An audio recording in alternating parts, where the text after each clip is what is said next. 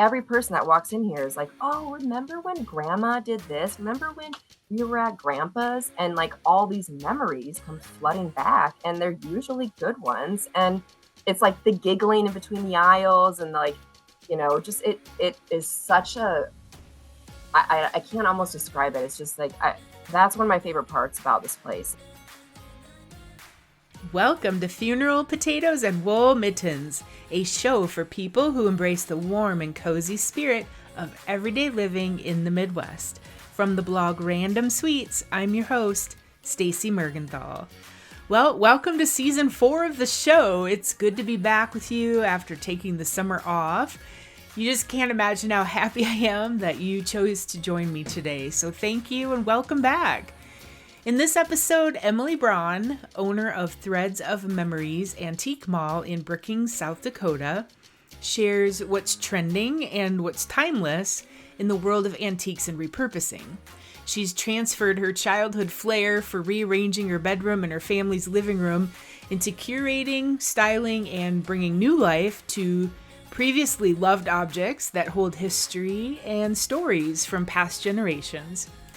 The recipes and photos from Emily are on my website, randomsweets.com, and you can check her website out at threadsofmemories.com.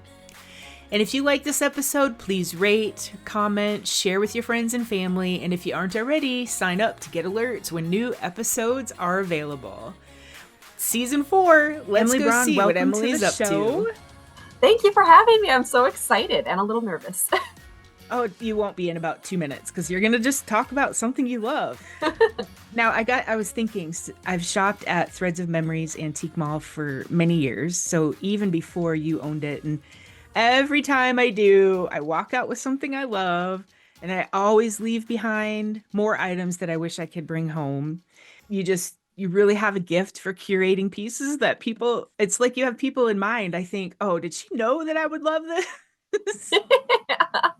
Just to bring home, put in their living spaces, working spaces, wherever you see people bring things. But I have had the privilege, though, to know you longer than when you've owned this antique store, because I believe we met when you were working at the Brookings Chamber office. The CVB, as it was previously known, The yes. CVB, okay. And so I really know firsthand how much you love the community, and I just can't wait to dive in to talk about your story about small business ownership and antiques and have you share some recipes, of course. Yes, definitely. So just tell our listeners who you are, and I want to hear a little bit about, just your family and what you do for hobbies and fun, and where you're from originally too. I mean, I met you in Brookings, but I don't know where you're from originally. So, and you got my name correct, Emily Braun. I'm born and raised in Brookings, so I am a local girl through and through. Go Bobcats, go Jackrabbits. I'm all in for all the local sports. So my family grew up in the historic district in Brookings. We had a great neighborhood, loved our neighbors. We were borrowing sugar and eggs across the street all the time. That definitely happened. It was just, we had a really a lovely childhood. I love that neighborhood. If I had a chance to move back into it, I totally would. But yeah, so just, your typical Brookings girl. I grew up in the 90s, so it was a much simpler time. Mhm. We'd play out in the street, you'd be gone for hours, no cell phones, no social media. That was almost heaven, right? Right. I grew up in the 80s, 70s, 80s, and I do wish that we were back to that sometimes, but Yeah. So I grew up with one older sister. We're a pretty small family. My dad only had one brother. My mom had a brother and a sister. We'd get together for holidays out at the farm, and have a big meal. I just remember the smell of that kitchen every time we'd walk in for Thanksgiving. Um, it's just like such a burned in my brain, a core memory, just that farm smell. I can't describe it, but it's like grease and like stuffing and like farm, you know what I mean? yeah, fresh air. Yeah, yeah. Lots of cats. I do remember that. But it was great. It was always, the adult table and the kid table, and we still, me and my cousins, enjoy those memories every time we get together. We always share them over and over. When you say the farm, whose farm? It was my mom's farm. Her parents Okay. lived on a farm and, grew cattle and pigs and, that kind of a thing. It was very Mm, modest, I'd say. Yeah. sure. And so does your family still live around? So yeah, it's dwindled quickly. Mm, The only people that are left is my mom and my sister and her brother, my uncle Wayne, and a couple of my cousins that are, on the coast. So oh. dad's passed away, grandparents have passed away. So we're quite a small, tight-knit group nowadays. Describe kind of the path that you've taken. You grew up in Brookings and then you said go Jacks, so you must have gone to SDSU. And so the path that you've taken to get to this point in your career where you're owning a store in town. Yeah, I would say my path was like a little rocky. Went to college right out of high school, probably wasn't ready for it. I would have rather partied and hung out with friends versus do Of schoolwork. course. Of course, who doesn't? Yeah. Had Only a the great boring time. people. Yeah, right. Had a great time, made a lot of friends, a lot of memories, but just wasn't really focused on school and Mm, wasn't really into what I was doing. So took a break, worked, decided when I figure out what I want to do, I'll put myself through college, and decided that, I loved like entertainment news and I loved pop culture. And I'm like, how can I, use this? And journalism spoke to me. So mm. went into Jaeger and was there for a couple years and graduated with a degree in journalism. So that was my path. And right out of college, I got hired by the CBB. It was an internship that turned into a full-time position. I was there for like 7 years. Did the transition to visit Brookings. Learned a lot. Jen Johnson was the director at the time. Oh my God, the things I can say about her, she was like the ultimate mentor. I was Mm. blessed to have her as a boss. Jen, she's just She's a wonderful woman, yeah. wonderful, just very thoughtful and kind. Smart. I mean, she's hilarious. Great fashion sense. Uh, Yep. she'd love that. Yeah. But she was great. It was such a great environment. Me, her, and Bridget. We were like the three amigos, and Yeah. it was such a good experience right out of college to be working with a group of women. Running the marketing of Brookings, a town I Hmm. grew up in. So I was like, yeah, I can do this. I love this place. It's easy Hmm. for me to promote. So yeah, so that kind of ran its course. And, I was looking for something different. And, Patty was getting to the point where she wanted to retire. And I was like, well, would you ever want to take over the store? And I'm like, that's crazy. I haven't been around the store in that long, and I used to go there when I was a kid, and hang out with my mom and just hang out with Patty. But I hadn't been back in such a long time. I'm like, this is a crazy idea. Um, then I thought about it, talked to my mom about it, talked to my husband about it, and I'm like, I think I could do this, like if Patty can do this for that long, just herself, like, what's to say I couldn't? So, yeah, we made a deal and she handed me the keys in January 2021, fresh off the pandemic. Oh my Um, gosh. I took over an antique store in downtown Brookings. So, A very large one at that. If anybody hasn't been there, what it was on Maine. We'll talk about your move, but a couple yeah. shout outs there. I want to shout out to the Communication and Journalism School at SDSU because you Yeah. graduated from there. I serve on the advisory board there. Couldn't find a better group of people, and that school rocks. So Yes. and I said the chamber, but it actually wasn't the chamber. It was more, so Visit Brookings is what it is now, but the CVB would have been the Convention and Convention Visitor Visitors Bureau, Bureau. right? Okay. So you were more Yeah. on the Visit Brookings side. All right. So you said Patty. Now we haven't talked about Patty. So I want you to say what you want about the whole your mom and Patty going into business together and how this happened. Patty Croteville is who we're talking about, which interestingly enough, I went to school with Patty's daughter, Sean, was in my class. No way. Yeah, so we just had our 35th class reunion this summer because our 30th was during COVID, so it got canceled. Yeah, yeah. So the year was 1987. Mm. And Patty and my mom just had this, great little idea that, they wanted to start an alterations and antiques business. Patty had recognized that many of the antiques were being like shipped out and not being utilized like in the community. And she was an excellent homemaker, seamstress. Both her and my mom were. I mean, back in that time, they were making their own clothes. They're making clothes for us Mm. kids. Halloween Um, you know, costumes, right? yes, Halloween costumes, yes, yeah. Halloween costumes, curtains. I mean, so they noticed there was nothing in Brookings at that time offering alterations and antiques. And so they got together and decided that Threads of Memories was going to be their business of choice. And they started on this little tiny shop. It was actually on 3rd Street next to Clyde Calhoun's office, which Patty's Okay. husband, Mark, worked with Clyde. So super easy space available, I think. But it Hmm. was just this little like small place on 3rd Street that was the start of a 38-year business now. Yeah. So this is actually the 4th location of Threads of Memory. So it's moved around a few places in town, mostly downtown. Um, Okay. but yeah, this is the fourth location Right. for Threads. So when Patty was downtown, because at some point then your mom stepped out of the Yeah, business so and then Patty my was mom, running it on Main. yes. Yep. So my mom stepped out, I think about 7 years Okay. after the start of the business. I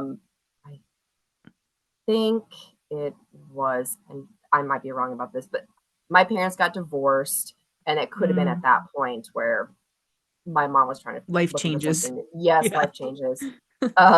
So she got out of the business, and but Patty and her remained friends. I mean, like I say, the Crowdevilles have known me since I was in diapers, so we lived just down the alleyway from each other. So still great friends, no Mm. weird, bad blood or anything like Yeah, that. yeah. Just yeah, and then Patty ran the business, yeah, up until 2021. So she just her knowledge, I mean, no one knows as much as Patty about antiques. Right. And she was just the ultimate community warrior. She was. And downtown. Yes, Hmm. yes. She's irreplaceable. She was irreplaceable. Yeah. Yeah. And sadly, she did pass a couple years ago, right? Yep, yep. Yeah. To ALS, unfortunately. Right. Yeah. And she stayed on for a little while, right? I feel like when I'd shop in there, sometimes you both would be there. So she didn't just hand you the keys and walk No. away. She really shared a lot of that history and knowledge with you, Yes. didn't she? Yeah. Yes, we did a Brookings Register article together, and that's where I learned even things that I didn't know about the Oh. business, that I'm telling you today. So it's just exactly Patty's words. She's still hanging around. Yeah. But yeah, she did stick around. I definitely wanted the help. I wanted her knowledge. I wanted to soak up whatever I could, Hmm. um, of how she did things, and understand what got her here and how I could take the reins moving forward. That's great to go into my next question because I want to talk about now Patty's done and you're there by yourself doing your thing. This is your store. You get to make the decisions. You know what made her popular, successful for all those years, but you also are younger and things change. And the reasons why people shop for these kinds of artifacts, I mean, has Hmm. has somewhat changed. Some is still the same, but demographics are older. Some of the I'd say like the baby boomer generation that maybe used to shop and put these things in their home. Now they're trying to get rid of their stuff and move on and they don't want anything. So a lot has changed. When you took it over, what did you tell yourself? Okay, this is what I love, but here, what are some of the things that you're like, I know I'm going to do different? Yeah, I would say the things I love and I didn't need to change is just the stories, the antiques themselves. Like the merchandise speaks for itself, and so there was never a question of kind of changing that up. Hmm. Processes, I would say, like moving from handwritten receipts to a digital system. That was my big move. Uh, Mm. just simple things.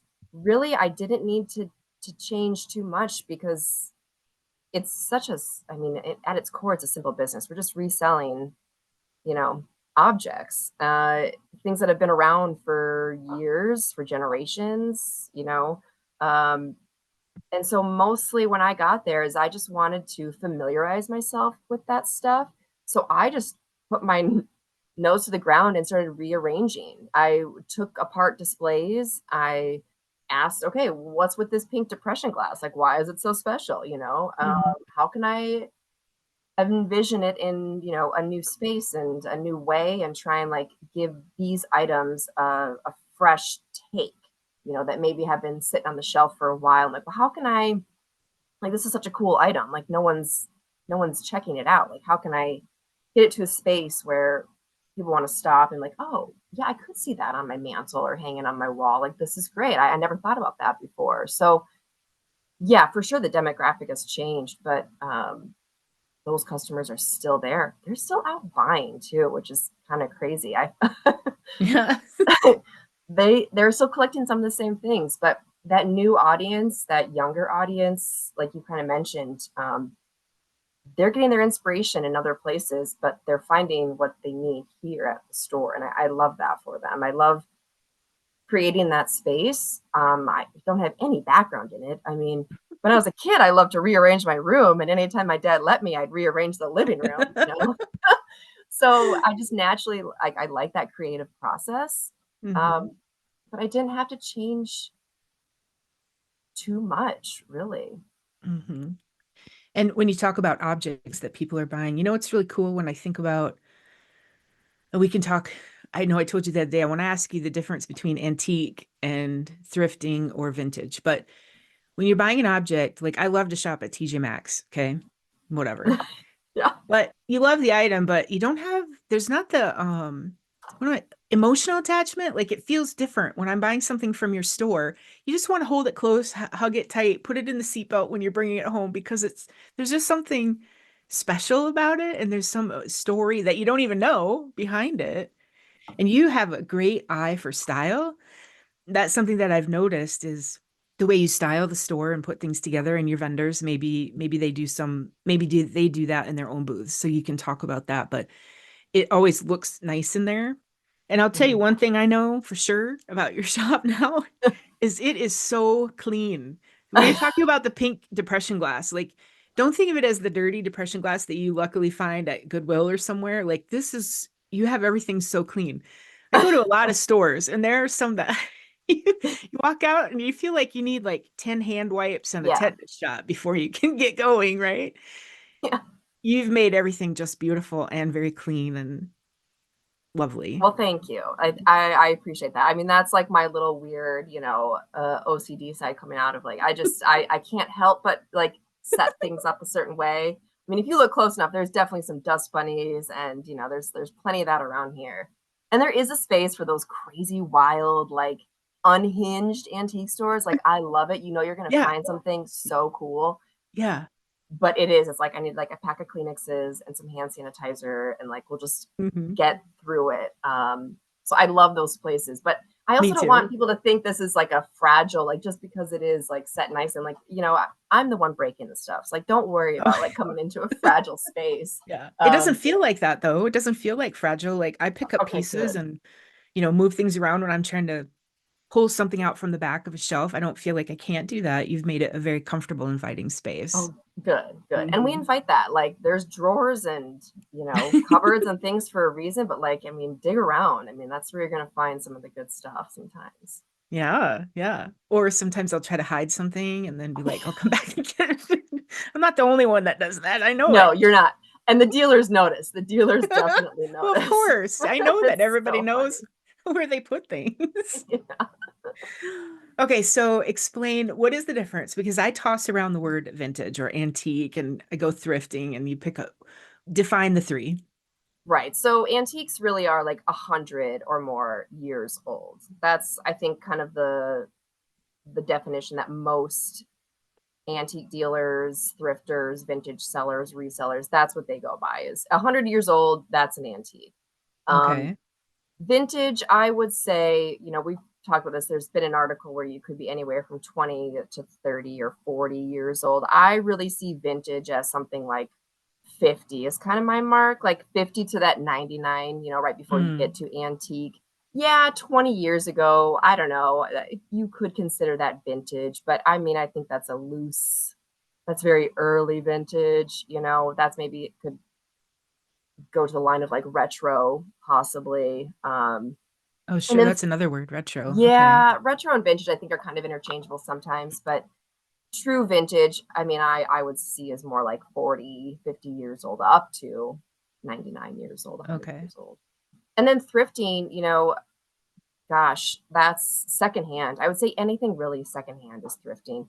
I mean, yes, Goodwill could be thrifting. There's a vendor here, um, and it's not all antiques. Like her booth is mostly thrifted items that she's thrifted at a garage sale or an Mm. auction or an estate sale. I mean, mostly garage sales. So I consider her booth more of like a thrifted booth, but it's still purposeful items that people need and people buy. She's one Mhm. of our, top 5 sellers every month because it's just thrifted stuff. It's not necessarily antiques. I would say Mhm.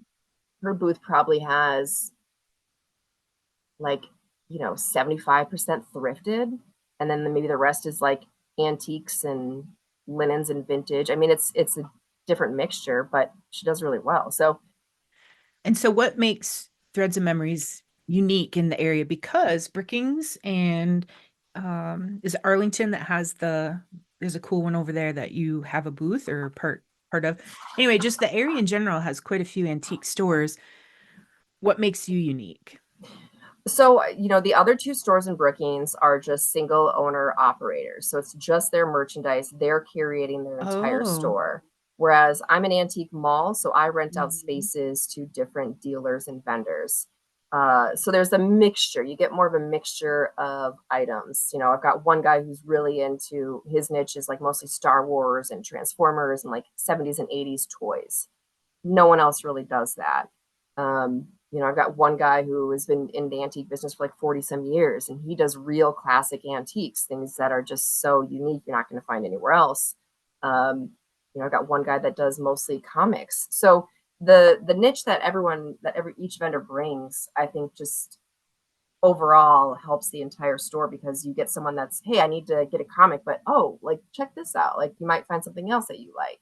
Mhm. So I really like that part of an antique mall is you're getting a point of view from who knows, different people, which is really nice. Mhm. But the vendors that we have were mostly handpicked by Patty. So they're legacy vendors that have been doing Oh. this for a very long time. I think I've only added 3 vendors in my time. I'm just adding it up in my head now. Yeah, everyone else is like legacy. They've been doing this for years. Mhm. So their knowledge to me is also like one of those things that I'm just like soaking up as much as I can, Yeah. like learn about coins, learn about pottery, learn about toys, learn about linens, learn Mm. about primitives. And it's just being able to like capture their little bit of knowledge is so valuable to me. And I'm so thankful that they are here and still with Mhm. me. It's still there. Yeah. Yeah. That reminds me too, just the size of your building. So I remember when you moved from the downtown building to the space that you're in now on 8th Street South, right?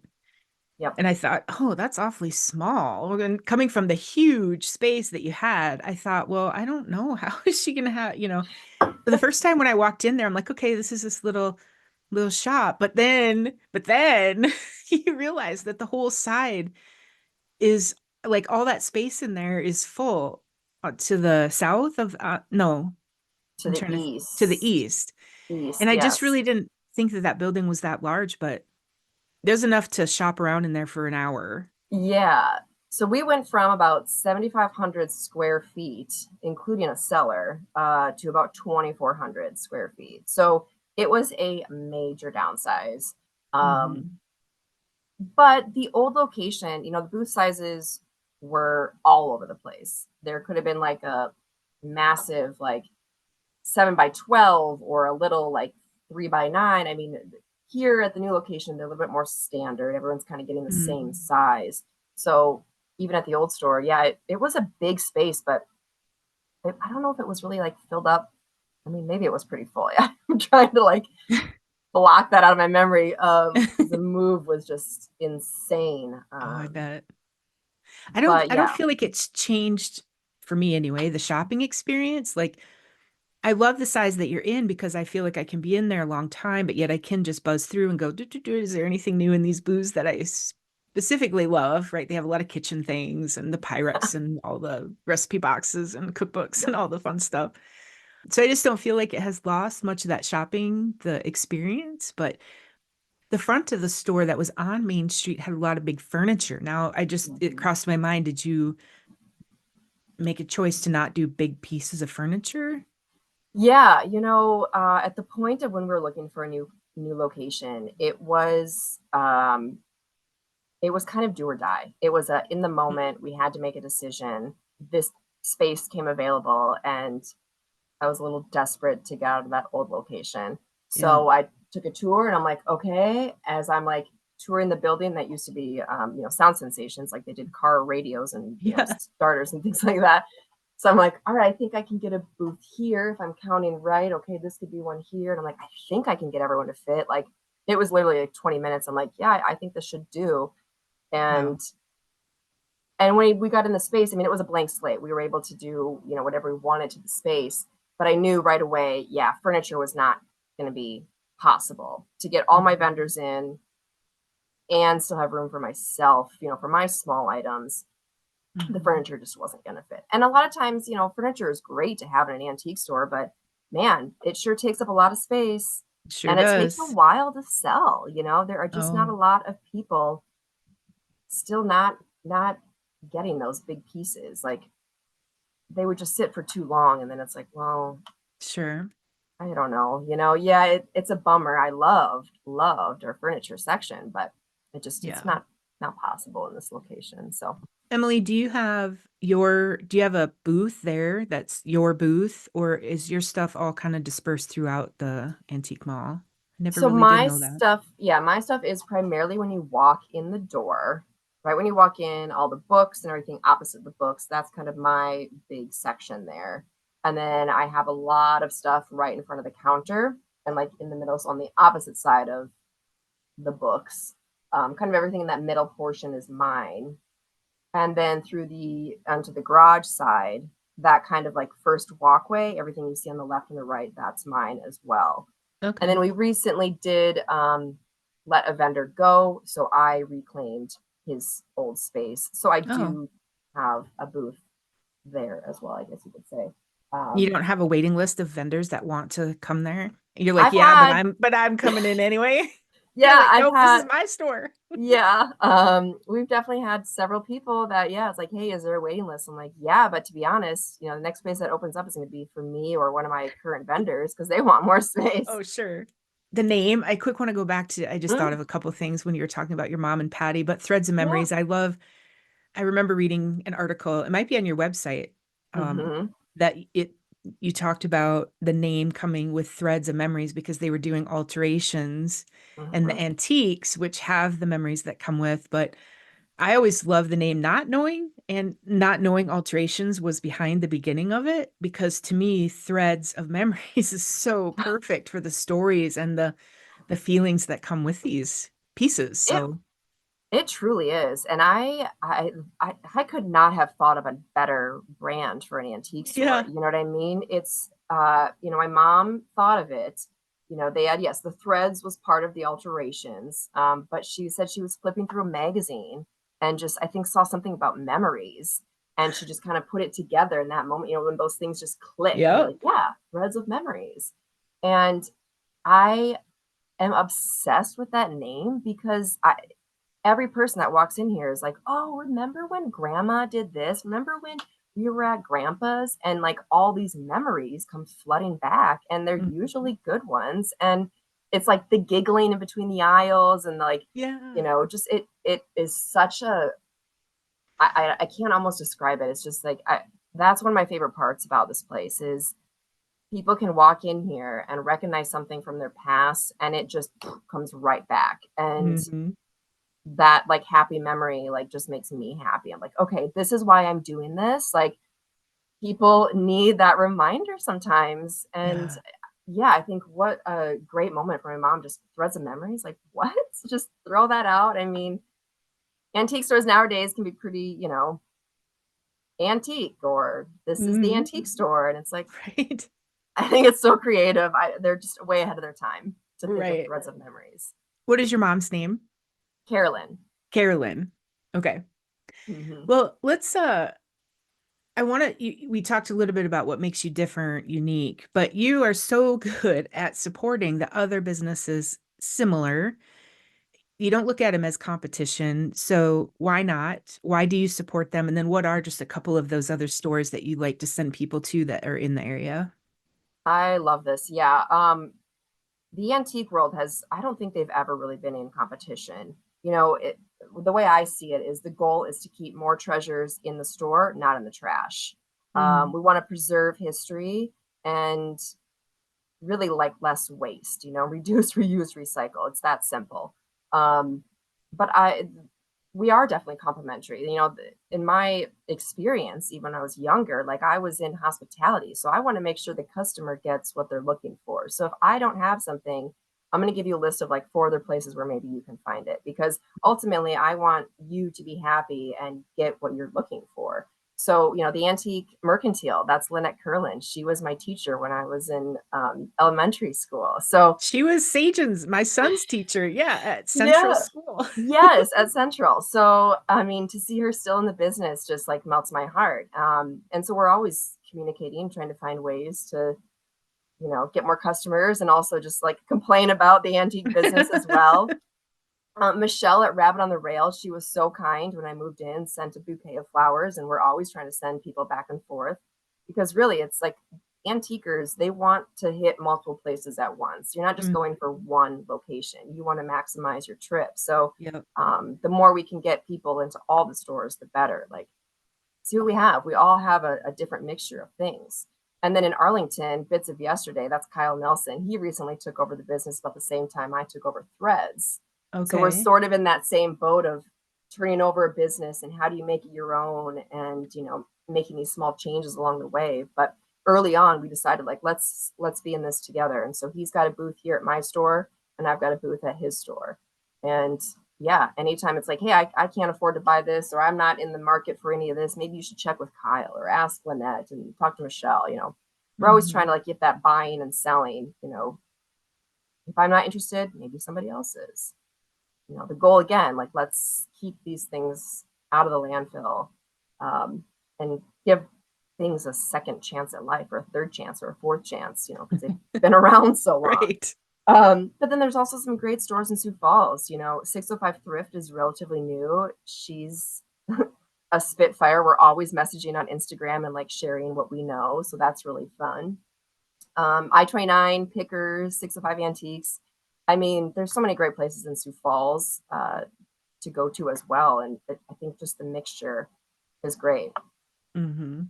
Hey, speaking of Instagram, that's one thing that you have done differently since taking Yeah. over is Patty Yeah. wasn't so much. I don't know if she had a Facebook page. I can't remember, but you do an excellent. Oh my gosh, I love your like what's new Wednesday on Instagram, and there's always something I think I need, and I'm Yeah. messaging you going, I need that, or yeah. So you do a good job Yes. with that too. Thank you. Yeah, I say that was probably one of my biggest skills I transferred over from, Visit Brookings Mm-hmm. to Threads. Yeah, Patty had a Facebook page, but it wasn't updated often as much, of course, as I would do. So yeah, Mm-hmm. that was my main thing. Like, hey, if I can do Facebook and Instagram, like, I'm gonna go hard on that. Like, people just need Mm-hmm. to know what's in the store. I think a lot of times antique malls can be a little intimidating because it's overwhelming. Like the last location, there Oh. was just so much to look at. But Mhm. if I can kind of piece it down into one picture, and you can like, oh yeah, that is pretty cool. Check that Yeah. out. Well, there have been a few times where you've posted something and I've gone to town specifically because I need to see what you've posted. So, Yeah. how do you bring your pieces then? So, when you talked about somebody thrifting and bringing in kind of just secondhand items at their shop, for you personally, how do you do your treasure finding? That Patty had created such a reputation, a great reputation of bring your stuff in. You know, Oh, you're moving or grandma's downsizing or someone passed away. Well, what do you got? Like, I'll take a look. So a lot of times it's just people in the community saying, hey, my grandma passed away. We've got this box of things, are you interested? And of course, I was like, yeah, like, let's see what you got. Like, you never know. So a lot of that happens. And I've done more house visits. Like, if mm, grandma did pass away and you've got a house full of things or a room full of things, it's easier for me to come on site and say, like, hand pick a few items. We've even done as large of like garage type visits where I'll invite several other of my vendors and say, hey, there's great picking.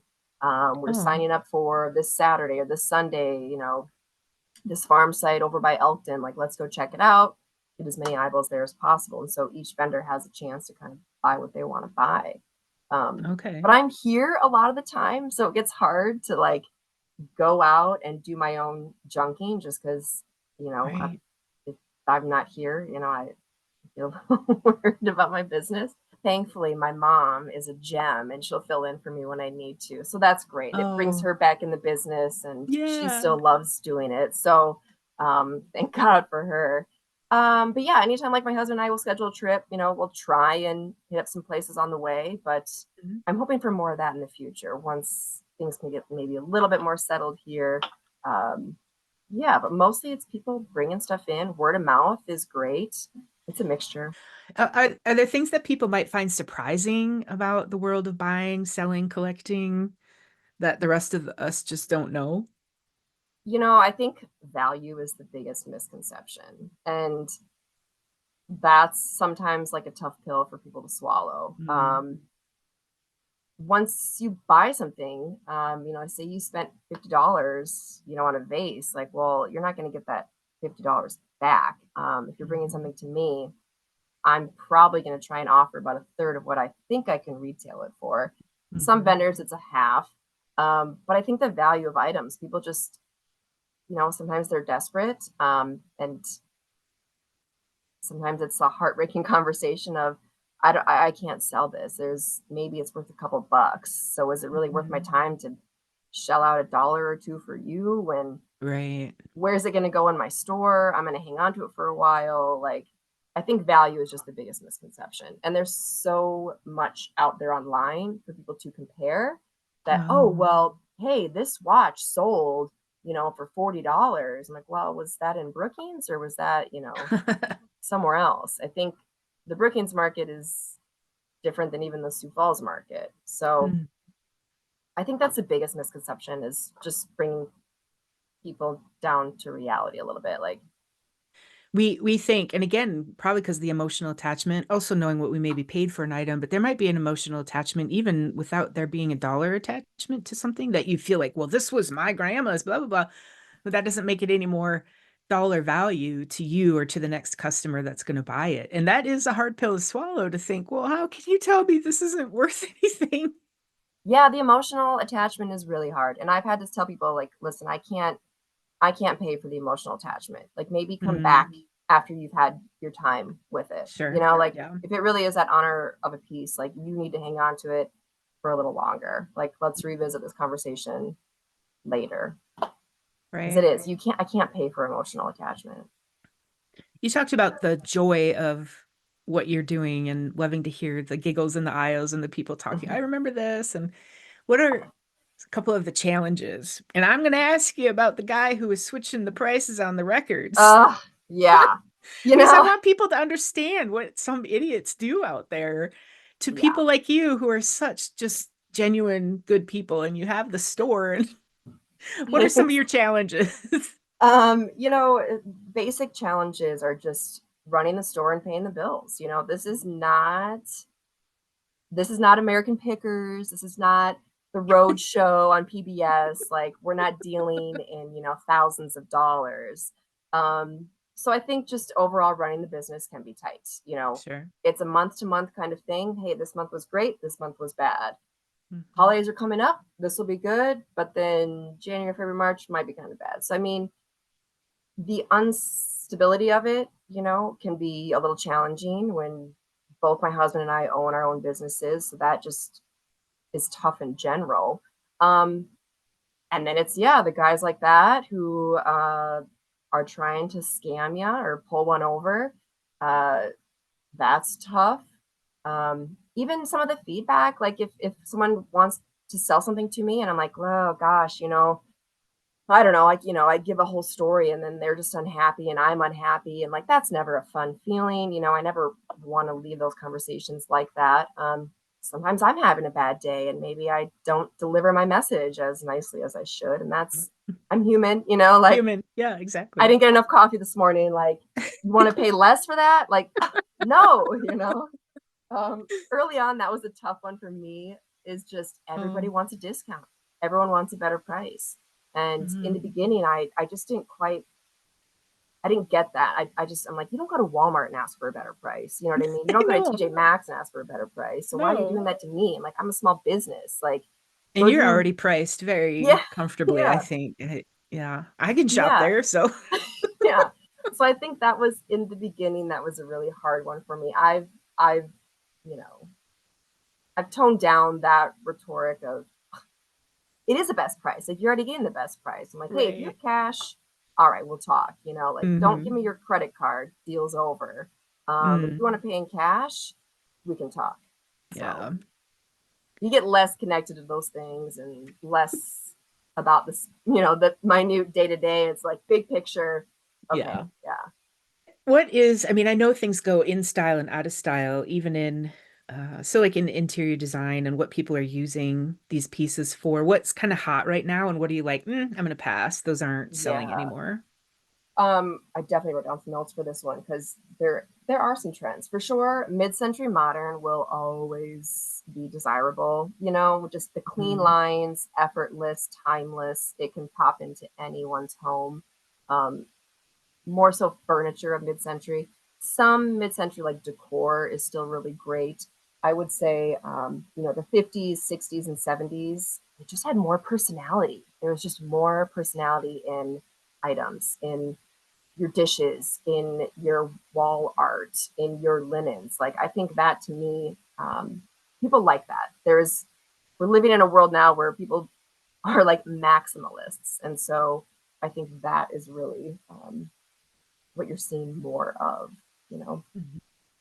neutral, sort of. I mean, some of those like pottery pieces, you want some just basic neutral items that you can kind of work in and out with different holidays or different funky items. So those will always be good too.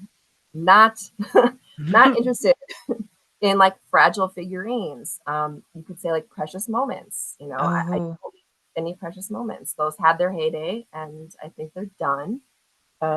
Any gold trimmed dishes, if it's not dishwasher safe or oven safe, people aren't buying them. Um, that was one of my big rules back in the day. Like, oh, I'm not going to take on any more dishes. We have enough dishes. And then like someone brings in like this cool 60s like stoneware floral. I'm like, well, that one's cool. I'll bring that in. So I mean, there are some exceptions to the rules, but anything that can't go in a dishwasher is a deal breaker, just naturally in today's world.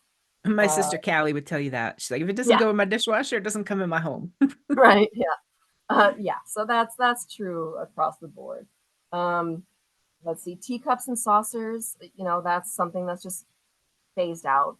And children's furniture, I think that to me is always someone will always bring in a baby buggy or like a bassinet.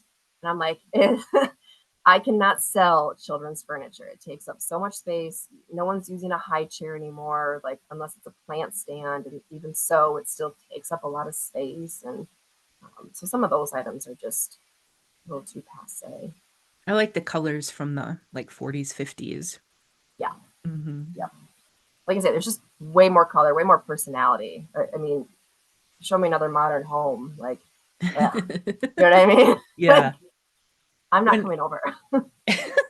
when people are out and about and they see, I mean, is there something that you would say it's definitely you should buy it. If you see this kind of thing, you should buy it. Yeah, there's definitely some trends, even in like the reselling market.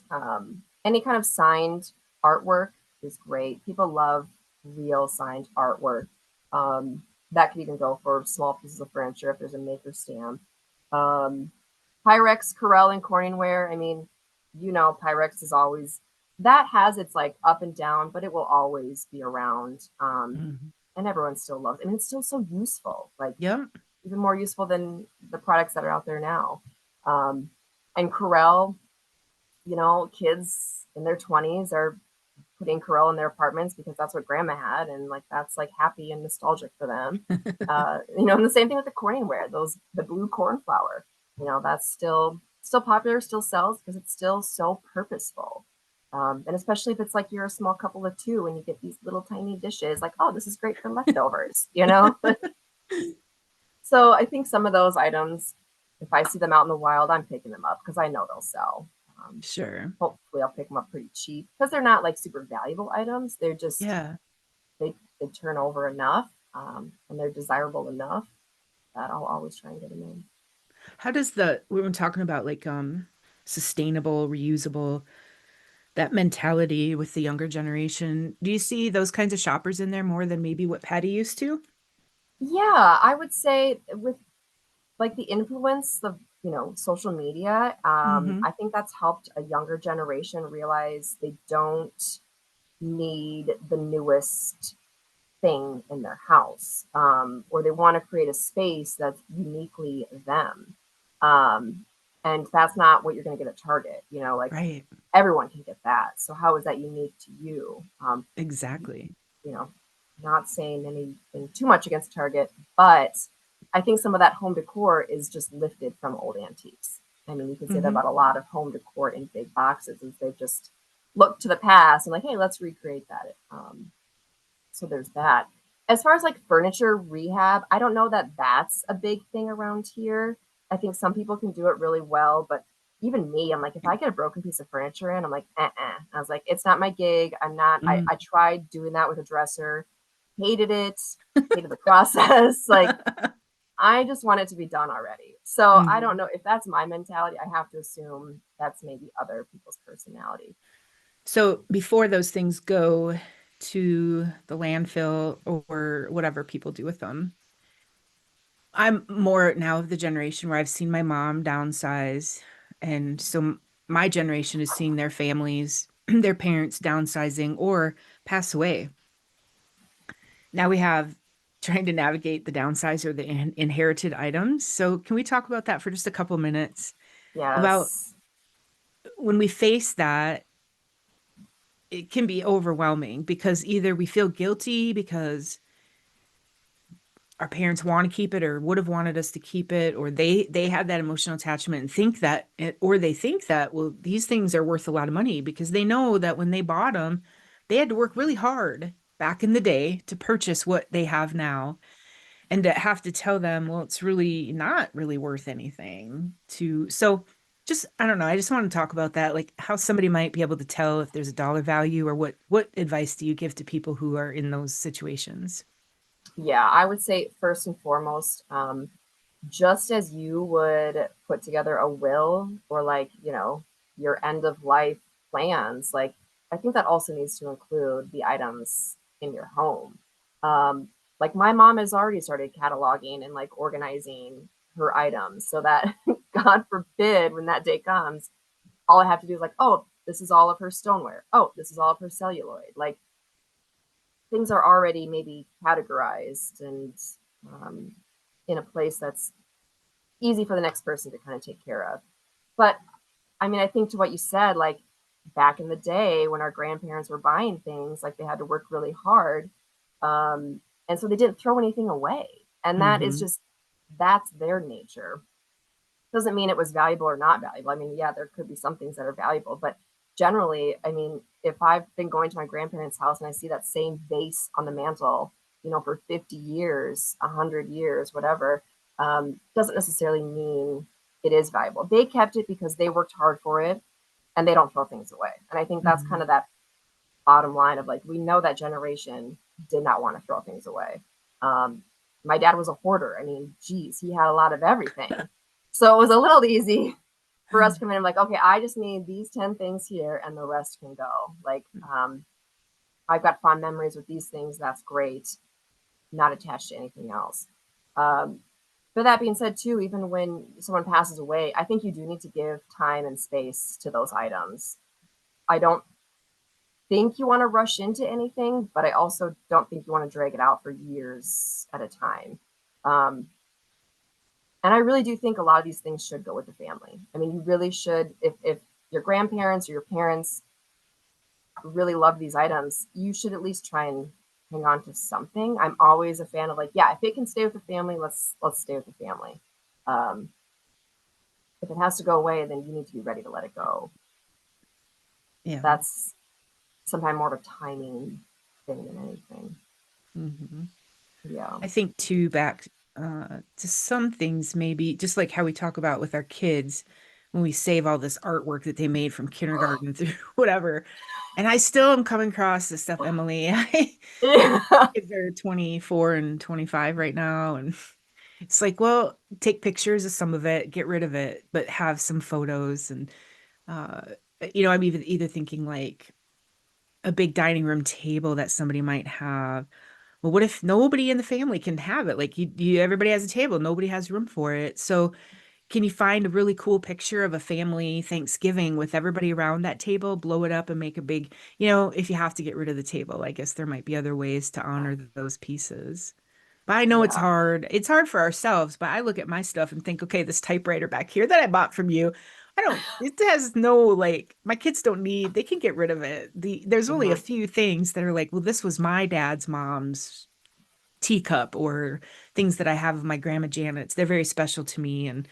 hopefully my kids will think some of that, but I don't expect them to think everything matters. Yeah. Yeah. And I think a lot of that is just the expectation and the reality of it all. I would look at my own house and like, yeah, there's special things in there that I would hate to let go of, but I'm also like a realist. I'm like, it doesn't need to be here this whole time. Like, Hmm. it has to go away. It has to go away. Like, let bygones be bygones. I don't know. Maybe that's just because I'm in the business and I see that a lot of like the family gets stuck with all these things. They think they're super valuable because grandma hung on to it for so many years. And then it Hmm. just dredges up more things and maybe they weren't really expecting. Um, and then that's when I'm like, well, yeah, maybe let's find a community organization that could benefit from these items. Like, can you Sure. donate these to a church sale? Can you donate to the domestic abuse shelter? Like, are there people in the community that would need a dining room table where you don't need to Hmm. get $50 off of it? Can you just donate it? Right. And we do take donations. I've been trying to even preach a little bit more of that just to help offload some of those things that people don't know what to do with and that I can't really spend a lot of money on. I'm like, Hmm. hey, we'll take donations if you've had a box sit in your trunk for months. Like, just come by, drop it off, we'll take care of it. Um, but it's hard to let go of some items sometimes, and I think you just have to give time and space to those and Yeah. realize you can't store these things forever. Like, Mm-mm. is the house for sale? Like, are you going to pay for Hmm. storage? Like, that's just it's you do that, then you're never going to see those items again. I mean, what's the No, point if it's in no. a box tucked away and not Mhm. in a curio cabinet or something? And what's the point? It- Donating is a good idea too. I did a podcast this spring with, of course, now it's going to escape me, but it's this is it the Siouxland Heritage Museums down in Sioux Falls, and Oh, they had the kitchens display, kitchens recipes over time cookbook display, mm-hmm. and it made me think. So we talked about some of those big items. So somebody might have this vintage, I don't know, refrigerator or ice cream churn, or there are some things that maybe you can go to a store like yours and try to sell it, see what but also there are other museums and places that might take stuff like that. A lot of business, I don't know how I want to say this, but like some corporations, say you had some vintage thing from General Mills. I mean, I'm just going to put that out there, which is Mm-hmm. not Mm-hmm. really viable, but um, maybe you have a cake pan that's 95 years old and you might say, hey, could you use this in your museum that you have up there? Or like back in the day when Schwann's was a company in Marshall, they had the Schwann's Museum. Yeah. You might have had some really old ice cream tins that they didn't have or were looking for, or an ice cream scoop or some memorabilia from that company that an antique store owner may not be interested in, but maybe that company might be interested in having it for their museum. Or like you said, church things. I mean, maybe you have a whole bunch of teacups and they have a little tea, mom and daughter tea thing for Mother's Day, and they need Yeah. little teacups and saucers. So try to get creative before you just go dump them off, even I think at like a Goodwill. That's not my favorite place. I love to, if I'm donating like a St. Vincent de Paul or something that helps a religious organization, but Yeah, and I would say that's a common sentiment. So people would rather donate to me or to a community organization versus yeah, Goodwill. So I right. mean, but there's also a space for Goodwill. I mean, a lot of our Yeah, dealers shop there to resell yeah, here. But yeah, yeah. there is. I mean, I think there's plenty of organizations that could take a donation or two. Mhm. We've even had someone ask about like, oh, would you take an old farm tiller, like massive piece of equipment. I'm like, maybe you should call the Agricultural Heritage Museum. I was like, that's Yeah. not for me. So there's been See? times like that too, where, a museum would rather Hmm. have that versus an antique store. Yeah. Yep. There might be a great home for those things. So Hmm. it's a tough situation to be in, but we all end up there. So yeah. Yeah. I Yeah. like when people work on what my mom has done is very much downsized and gotten rid of things while she can, and then has Yes. notes about all the things that she still has and who did that belong to and things like that. So then the And that stories can get carried along with it. Yes, and that could honestly be a really fun, like, holiday activity. Like, hey, you're over at your grandparents' house. Let's talk through some of these things. Like, Mhm. Grandma, where did you get this piece of glassware? Like, oh, that I just picked that up in an antique store. Like, oh, that was actually we picked that up in Russia. You know what I mean? Like, Mhm. if there's, holidays and family get-togethers, like that's the time when you should be going through these items, Yeah. and you would get some And great writing stories. writing Yeah. down the stories because we don't remember. I Somebody in Hmm. my family gave me their Lefse roller a couple years ago at a family reunion. Then when we just had the reunion again this summer, I said, I need you to retell me the story of that because I didn't write it down. And it turns out, that my grandma's father-in-law, who made her rolling pin, her regular rolling pin that I still use, it was her father-in-law who made this Lefse rolling pin to give to a different sister-in-law. I Yeah. have like a cookie jar that was my grandma's, so I put a note inside the cookie jar. This was Grandma Janet Moe's. I got it in 19 whatever. And that just to have those little notes of stories, if you have to tape it to the bottom or the inside of a Absolutely. recipe box or something like that, just to know where things came from. Absolutely. I think that's a great idea. And we do see that in the store. Like we'll get merchandise that has a little masking tape on the bottom and it says, yeah, Yeah, like 1938. Yeah, Grandma Artie or something. yeah. Like my husband's grandparents, before they passed, they inventoried their house and Mm. spread the spreadsheets, all the kids and the grandkids, and said, put your initials next to what you want when we pass. Oh, great. And I was like, that's amazing, great. Like, I love that idea. And so then we get to choose, like, yeah, we get this amazing Russian tray that, my husband's Mhm. grandma picked up while she was there. Like, it's just, and the story is just wild. And, that's something we'll never forget. Great. All right. I want to use the last few minutes that we have here to talk about one of my favorite things, which is the Yeah. kitchen and recipes and cooking and baking. And I first want to tell you, do you remember the day I was in there and I bought a recipe box that had handwritten recipes? And I said, I just don't know, I just can't understand how people can get rid of these that have handwritten recipes. And you and I talked, and I think there was a gentleman in there, maybe a vendor of yours, that was behind the counter with you. And Hmm. two things that day that I remember. He said that he lives in his mom's house now. She's passed, and that all of her like go-to recipes she had taped inside of her kitchen cupboard doors. Isn't that Hmm. cool? So he Hmm. still has that. And then you were Yes. talking about a recipe that slid behind like your cupboard or between the count. Did you ever get that recipe out? And what was that for? You didn't. You're shaking your head no. So that's what I wrote down. I was like, okay, my three favorite recipes are, and it's apple crisp. It was my mom and my dad. So I think it was my mom's handwriting, but my dad had used it. So it was like spilled butter and oil. I mean, it was not a white note card anymore. It was definitely Mhm. brown. But it was just a simple apple crisp recipe. And unless we are ready for a kitchen renovation, no, it's still tucked behind the cupboards. Like there was a small little gap and it just boop, went right down there. So, I mean, good thing apple crisp is not that hard to recreate. But it was the fact of holding that card, seeing the handwriting, Yeah. seeing the splotches, of the spills. Like that's fall. Like that is like, oh Hmm. God.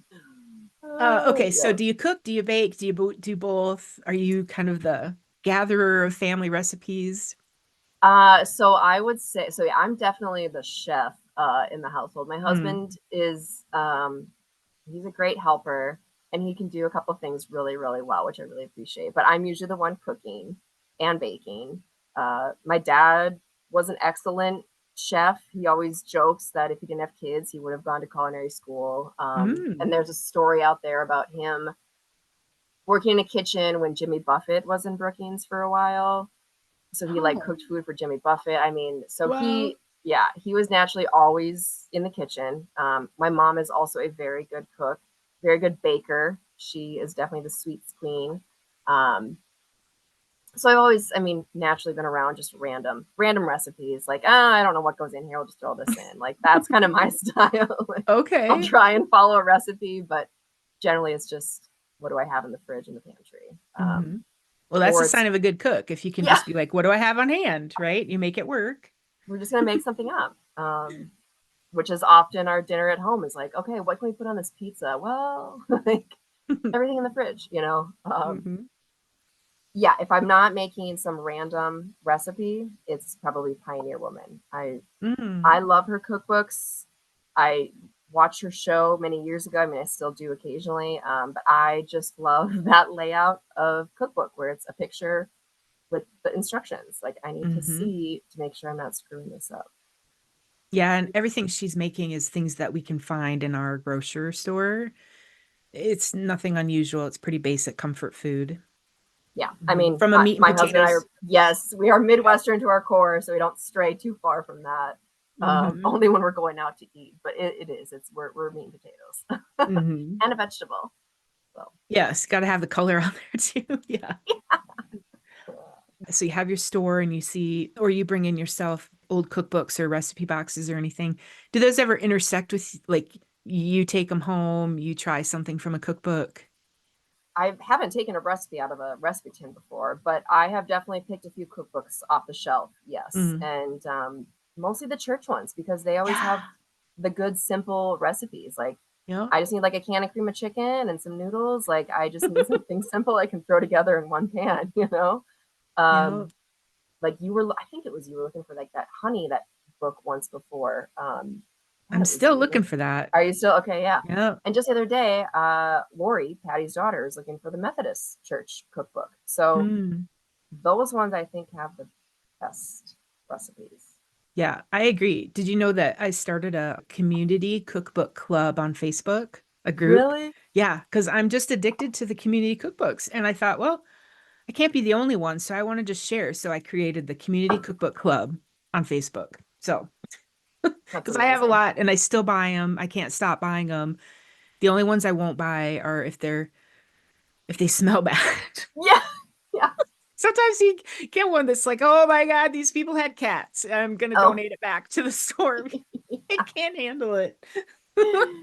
yes. Sometimes books can Or smoke. smell. Right, Yes. or Oh, smoke. Yeah. God. Yeah. Yeah. No kidding. So will you share a couple of recipes? What recipes do you have that you'll share? Yeah, so I will find an apple crisp recipe. I'm sure my mom wrote it down in another book because she Yeah. collected a couple of recipes, family recipes together that she gave to me for Christmas one year. So I'm almost certain that apple crisp recipe is in there. Um, and then I also would say her deviled eggs. I Oh. love deviled eggs, and my mom has the best. I, no one else can make as good of deviled eggs as her. Um, and then my dad, he had an amazing marinade for meat that is in the Mm. St. Paul's church cookbook. And that marinade is so simple, so easy, but just turns any meat into like the best, like candy meat because it's like a sweet soy sauce, honey, onion, ginger, garlic. I mean, it's so good. It keeps your meat nice and tender and like Ah, very, very tasty. So that's one of my okay. favorite all time recipes of his. Um, yeah, he made up a lot of stuff. So it's usually just random recipes. Sure. But Yeah. those are for sure the three that I would love to share with you. Yeah. Okay. Yeah, I'll put them on randomsweets.com, and that meat marinade sounds really good. It's amazing. We use it for venison. That's what we've mostly used it Oh, for. And medium rare is how you should cook it. I don't know who would eat well done venison. Probably my husband, but that's okay. But definitely venison needs to be like medium rare. Little pink. Oh, so good. do you guys hunt? He does when he gets a Hmm. tag, and when he has some time to get away. I don't. My dad Hmm. used to hunt all the time, so we'd always. I grew up eating pheasant and deer most of the time. Sure. What's your Yeah, dad's name? Dave, Dave. And then what's your yeah, husband's name? Ryan. Ryan. What does Ryan do? You said you both own businesses. I didn't realize that. You guys are pretty brave. He owns his own lawn care business. He mows lawns. Oh, Yeah, so it's wow. been a very busy summer. Well, I'm guessing that sometimes you are taking little road trips because you are going to some estate sales or whatever. And so I Mhm. thought, well, she probably has some good little gems that she'd share with us about like a mom and pa cafe or a bakery or anything, kind of just in the Midwest. Is there anything you Yeah, thought of? it's so funny. I don't Ryan does most of our trip planning. Like he is the Oh, one like finding the hotel, researching the restaurants, planning the route. nice. I'm just like a little passenger princess that gets to like enjoy the ride, maybe take a nap. Um, but we are always on the hunt for like a local place. Like we would Hmm. prefer to eat at like a local breakfast joint or a local diner or something that's just locally owned. That's more of our speed. Um, God, where were we? We were traveling to the cities and we stopped, and now I can't even remember the name of the town, but probably on 14 somewhere, at least on the way to the cities. Just a great little coffee shop and great sandwiches. Like it was like a chicken salad sandwich and the best pickle spear I think I've ever had in my life. Pickle And just spear. Okay. yes, I was just so juicy and crunchy and like just all the pickle that you wanted. But it was a cute little place downtown that they it looks like they had restored a historic Mm. building and it was amazing. I'm just gonna pull up my photos. And did he have that like mapped out, or did you Yeah. guys say, "Hey, here we're going through a town"? Oh no, he found it online, and then was like, "I'm taking you here, Emily." Yeah. Okay, I Yeah. want to It know was what it it is. was it was his plan. Like, and that's the thing is like when I worked at the CVB, everything was about like the female like leading the charge on planning all the trips. And I'm like, Hmm. man, I like really lucked out because he really does it all. And it's my favorite. I'm like, yeah, I'll go wherever you think is a great place to go. Like we have the Right. same mentality of, something local, something, you know, yummy. Not anything Okay, like so too far-fetched. exactly. Okay, it's called the Golden Rule. The Golden Rule Coffee House in Redwood Falls. What? Yeah, That's okay. Um, it was very cute. Very cute. okay. We'll have to check it out. Now I want to ask them about their pickle spears.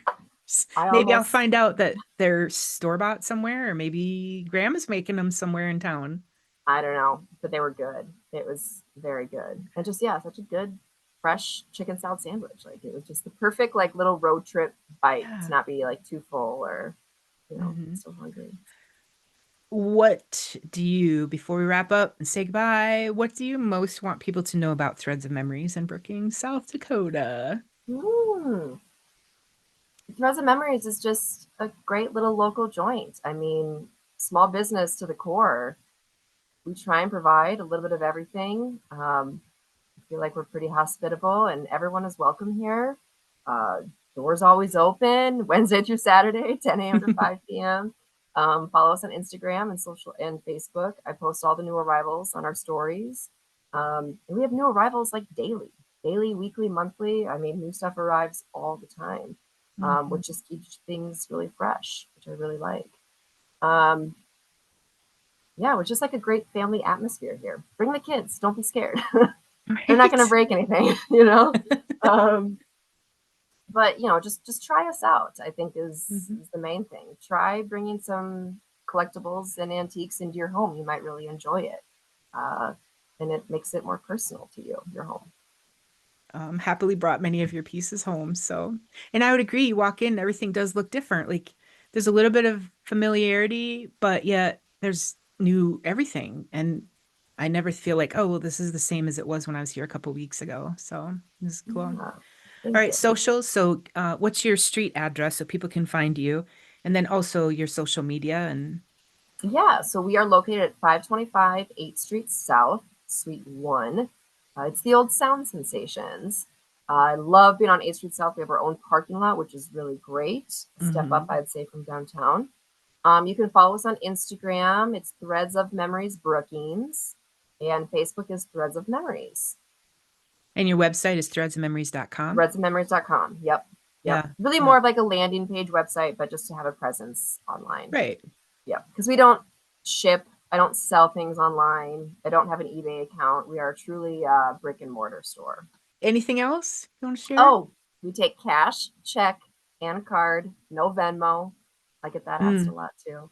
Oh, sure. Um, and we will only hold items for one day. So give me a call and we can take a card over the phone. If you see something you have to have, generally once it's up on Instagram, it doesn't last very long. Oh, I bet. I bet because, we're not the only ones seeing it going, I love that. I have to have that. Yeah, yeah.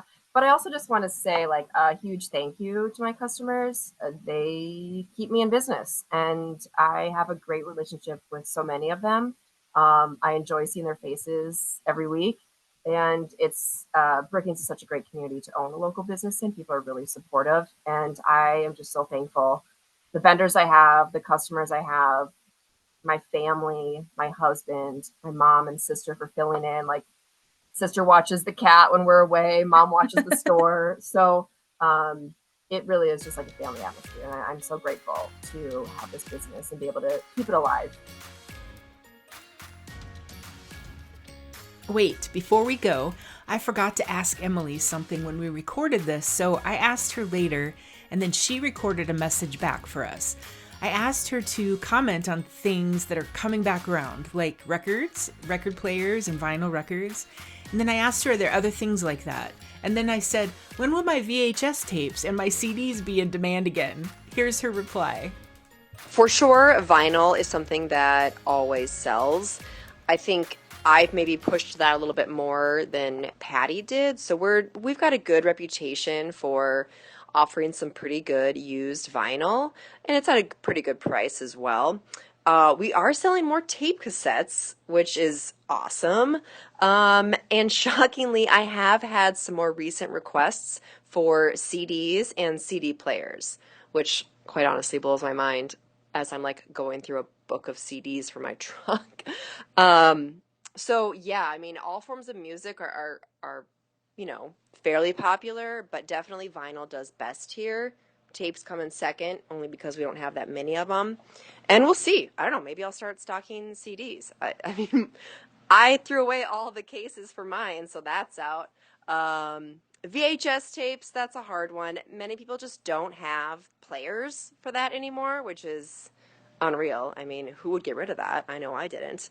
But I do sell some VHS tapes. But I think for those to really come back, that's got to be a big change in the media world. I'd say another weird antique that is coming back around, which I thought was totally done for at our old location. We had so much of that green and pink and yellow depression glass. And, we got rid of a lot of it, and I had most of mine on like a half off shelf. But we are getting a lot more requests for green depression wear, mostly because of the uranium, because when you put it under a black light, it glows. So there's been some demand for some green antique depression glass. Yeah, you do a great job. You're the real deal. I love when I come in and you're working. If you're not there, I'm like, oh, Emily's not here. So I think your customers also love to see you and love to support you. All right. Well, thanks, Emily. Cool. Thank you, Staci. This was fun. I should clarify, you will find furniture for sale at Threads of Memories, but there's just not as much as what she used to carry in her previous location. But she definitely has some really cool furniture for sale. So I hope that this episode's inspired you to visit Emily's store or any antique store that's in your area. Recipes and photos are on randomsweets.com. Emily shared her dad's meat marinade and his buttermilk waffles recipe, plus her modified Pioneer Woman's recipe for spinach dip. I included the link in the show notes along with the link to threadsofmemories.com.